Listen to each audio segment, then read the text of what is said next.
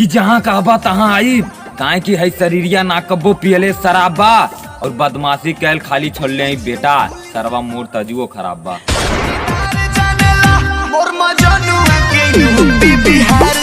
कि जब आजमावे खोई तब आजमा लिया, हम शांत रहे वाला कोनो अंपायर ना, और हम बदमाश हैं बेटा कोनो कायर ना।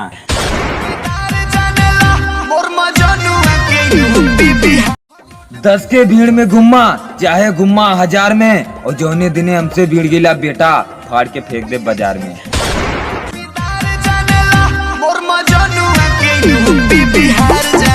कि जहाँ कहबा तहाँ आई, काहे की है शरीरिया ना कब्बो पियले शराबा और बदमाशी कैल खाली छोड़ले आई बेटा, सरवा मोर तजुओ खराब बा।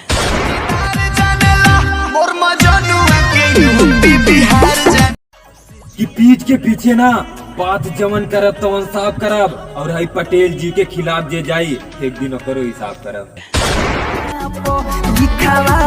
पटेल